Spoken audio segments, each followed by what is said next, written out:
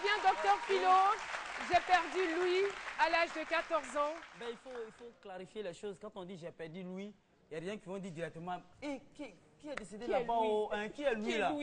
Lui là, en fait, c'est l'oreille, c'est. Voilà, on n'entend pas. Ça veut dire que la personne n'entend pas, mais la personne parle. Mais aussi, il faut rappeler que c'est différent aussi des sourds-muets. Voilà. Ouais, sourd-muet, lui, il n'entend pas, il ne parle pas aussi.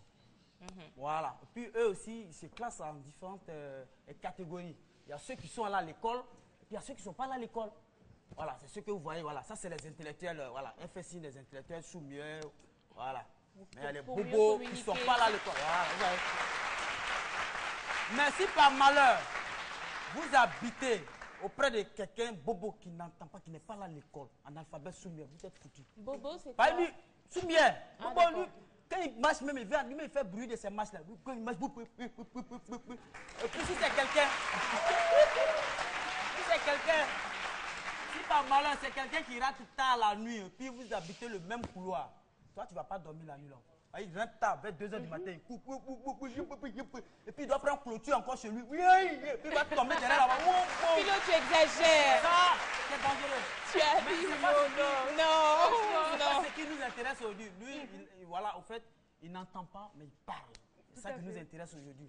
Et puis, c'est vrai, hein, il y a l'interprète qui est là, voilà. Il traduit, voilà. Elle est en train de traduire. Voilà, elle est en train de traduire ce qu'elle dit là. Voilà. Sur le plateau. Donc ça, c'est un budget. C'est un budget aussi, hein, parce que là, il faut se déplacer toujours avec elle. C'est-à-dire, il faut prendre 2 places. Toi, tu dates, tu as vu? Et puis, il faut tout faire. Il faut qu'il fasse tout aussi. C'est un peu les inconvénients, un peu quoi. Il faut qu'il fasse tout aussi. Évident, voilà, pour s'entendre avec elle. Parce que là, si on va un peu, on fait don. Si on dit, on offre 2 millions au monsieur. Au lieu de mettre les zéros, elle bat les zéros. 200 000. D'accord. Eh bien,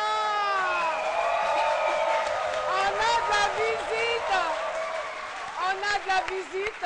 Bonjour, monsieur. Oui, bonjour. Vous allez bien? Oui, très bien, super bien. Alors, vous êtes là avec un groupe. C'est une surprise, hein? Oui, c'est une surprise. On ne s'attendait pas du tout à vous. Tout à fait. Expliquez-nous, c'est qui aujourd'hui? C'est Os de Soya. Je crois que c'est le groupe le plus en vogue du moment. Quand je dis Bella, qu'est-ce que vous dites? Quand je dis Bella, qu'est-ce que vous répondez? Bella. Bella.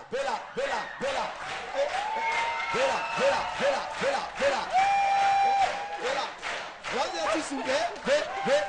Bella. Nous faisons des souvenirs. Ok, c'était juste la surprise du jour. Rendez-vous le 12 octobre sur le coup de 16 h au Palais de la Culture. C'est le concert de la rentrée. On donne rendez-vous à toute la jeunesse ivoirienne au Palais de la Culture sur le coup de 16 h. Vous avez Os de Stroya, vous avez Manu Bella, vous avez Yeni Alade et vous avez tout de garde en Makassa. Merci beaucoup. Est-ce qu'il peut faire rapidement le geste là de Bella en sortant? Donc, reprenez le truc en cœur pour qu'il le fasse au jeu.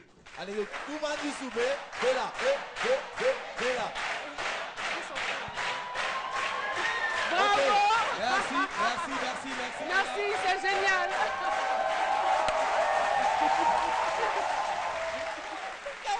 Oui,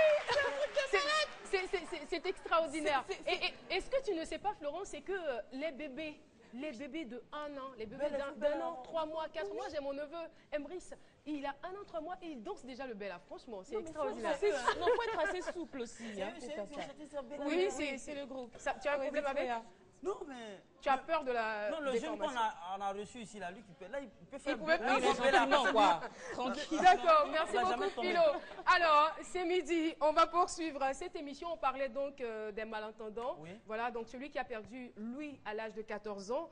Eh bien, nous avons une question pour le micro-trottoir. Pensez-vous que quand on est malentendant, on n'a plus d'espoir? Voilà donc la réaction des spectateurs. On n'a pas mérité d'être malentendant, mais c'est une maladie.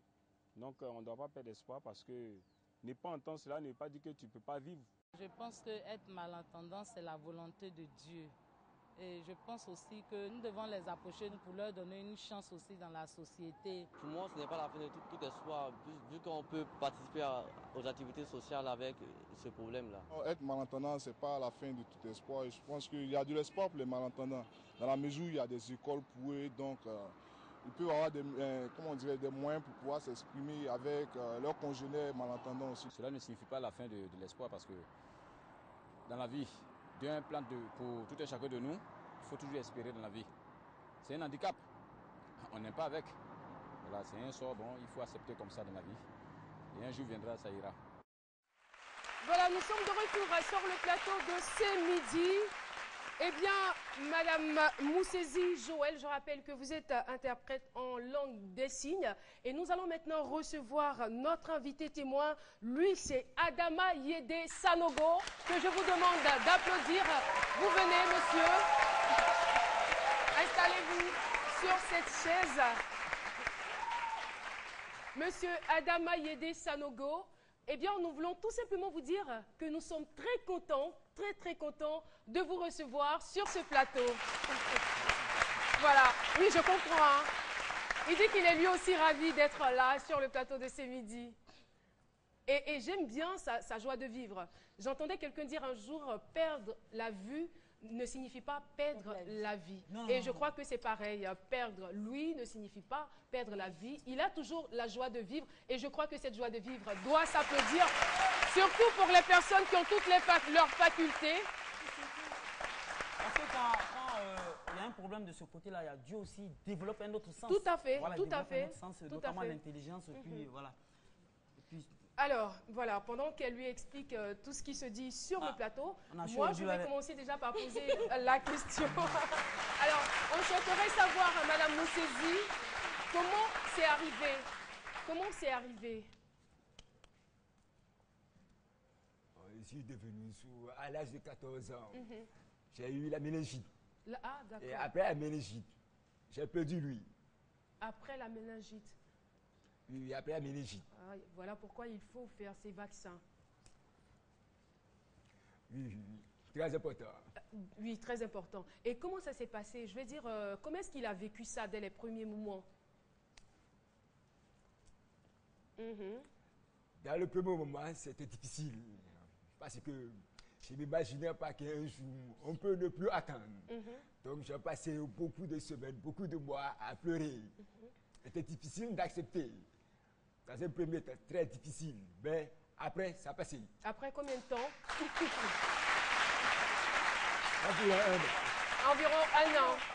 Voilà. Et quand c'est passé, je veux dire que quelles sont les décisions qui ont été prises? Vous avez pris quelles décisions? Voilà, c'est vrai que je suis malentendant, mais je peux arriver. Il y a encore de l'espoir pour moi puisque je suis en vie. Qu'est-ce que vous vous êtes dit concrètement? Il faut savoir que cette situation est apparue dans ma vie quand j'étais en classe de CM2. Et j'avais déjà passé le concours d'entrée en 6e. D'accord. Donc, c'était un grand bouleversement. Parce que je n'entendais plus comment aller à l'école. Puisqu'à l'école, il faut entendre. Mais je n'entendais plus. Donc, après une année de soucis, de larmes, j'ai fini par me décider à dire qu'il faut faire face. Il faut faire face, il faut accepter et faire face. Et aller faire un effort pour pouvoir voir si on peut avancer avec. Qu'est-ce que ça veut dire faire face? Il faut accepter cet état. Le premier état, j'entendais. Maintenant, un nouveau état, je n'entends plus. Tout à fait. Donc, il faut accepter cette situation, accepter d'être sourd, accepter de ne plus entendre et s'organiser pour faire face à la vie. Cette nouvelle vie intérieure à la société. Alors, il est aujourd'hui informaticien. Comment cela a-t-il été possible puisqu'il n'entend pas? Oui. Dès que j'ai accepté cet handicap, j'ai commencé à m'organiser et j'ai tout fait pour pouvoir reprendre ma place en classe de 6e. D'accord. Donc je suis allé à l'école comme tout le monde dans une classe de 6e. Donc je m'organise à prendre les cours avec mes voisins. J'échange souvent avec les professeurs et l'administration pour voir comment chacun peut m'aider à pouvoir comprendre les cours. Donc de 6e jusqu'à 3e. Après j'ai eu le BEPC. Après j'ai continué. De seconde jusqu'à terminale, j'ai eu le bac D. Bravo! Bravo! Après le bac D, j'ai choisi de faire l'informatique. Donc, j'ai fait la formation informatique de gestion et j'ai pu obtenir le BTS grâce aux efforts. Wow. Félicitations, hein? Merci. Félicitations. Je suis vraiment contente. Félicitations. Alors, oui, docteur Philo? Depuis, vraiment, je sais que je me pose une question depuis qu'il a commencé à parler parce que je suis que de nombreux téléspectateurs se posent la même question. C'est vrai qu'au départ, il parlait, mais on a l'impression que, à sa manière de parler, moi j'ai l'impression qu'on dirait, je sais pas, on lui a appris à parler aussi parce que, et puis est-ce qu'il est obligé de faire les signes aussi? Parce que, puisque, voilà, il parle. Oui. Donc quand il doit passer, quand regardez sa manière de parler. Est-ce que toi tu es obligé de parler comme ça aussi? Non, mais ça m'étonne. Non, parce que je comprends. Voilà. Je te reconnais pas, docteur Philo. Voilà, non, ça m'étonne au fait. Ça m'étonne parce que j'ai comme l'impression qu'il s'efforce pour parler. Voilà. Moi, j'ai fait l'école, CP1. J'ai pu aller à l'école. Bon, est-ce qu'il pouvait pas. Moi, j'ai cru qu'il parlait normalement. Est-ce que c'est lui, le fait qu'il n'entende pas, qui agit un peu sur son accent? C'est exactement cela. C'est exactement cela. Oui. Lorsqu'on perd, lui, avec le temps, le fait de ne plus entendre, ça affecte la voix. Donc, on devient ce qu'on appelle monocorde. Ah, je comprends maintenant. Okay. Oh, je l'adore cet invité. Il est tellement intéressant. Et aujourd'hui, je veux dire, quels sont ses rapports avec son entourage? Sa famille, ses amis? Comment est-ce que les gens le voient?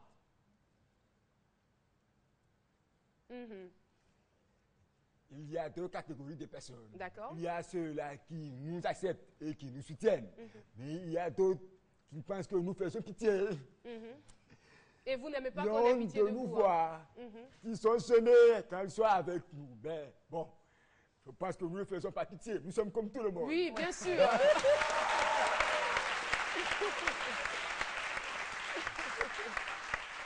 Et en tant qu'informaticien, est-ce que vous arrivez à gagner normalement votre vie?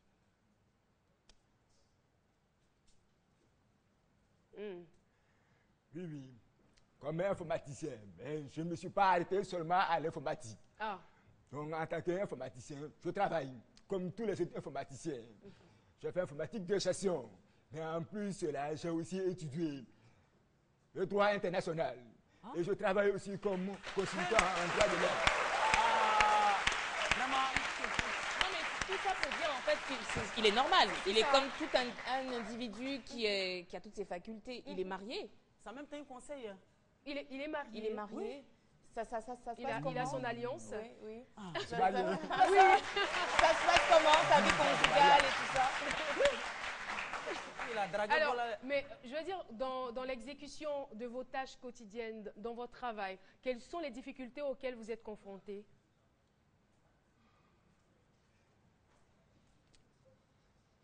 Le problème se situe au niveau de la communication. Nous avons besoin que la personne que nous rencontrons dans nos activités puisse comprendre que nous n'avons pas lui. Donc, il y a la manière d'échanger avec nous.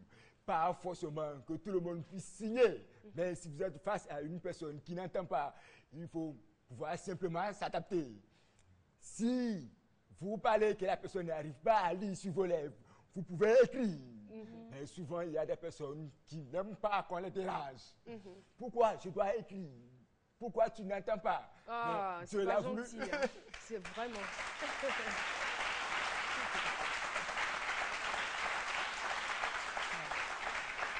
Je suis émue. Je suis à la fois dépassée et très, très contente. Je ne sais même pas comment exprimer parce que je me dis, voici un homme, voici un individu qui n'a pas toutes ses facultés, mais qui croit en lui, qui croit en ses capacités et qui, malgré toutes les difficultés rencontrées, garde sa joie de vivre. Et moi, franchement, je suis... Non, il voit. Qu'est-ce que tu racontes? Non, il vole pas. Voler, voilà. Il vole pas. Là, j'ai eu peur. Non, il vole pas. Avec toi, on ne sait jamais un docteur Philo. J'ai connu comme ça, j'ai une anecdote sur ça. Il y a quelqu'un malentendant comme ça qui passait. Au fait, lui, c'est un voleur. Et puis, il y a un monsieur qui drague une fille, ça fait 8 ans. 8 ans, il est derrière la fille. La fille dit, je vais te donner réponse un jour. Et puis la fille lui envoie un SMS, elle dit, chérie, ça fait 8 ans que tu es derrière moi aujourd'hui. Vraiment, je suis à toi ce soir. Envoie-moi un SMS, réponse vite. Oui ou non, je suis à toi ce soir. Moi, le monsieur a écrit oui, il veut appuyer sur envoi net. Sous là, il a arraché le portable là pour fille. Et puis le monsieur, il court derrière lui maintenant. Il court, il dit, pardon, il faut appuyer sur envoi seulement. Il faut appuyer sur envoi. Envoie, il faut appuyer. Mais lui, il n'entend pas. Voilà, il porte préjudice, il n'entend pas. Il a gardé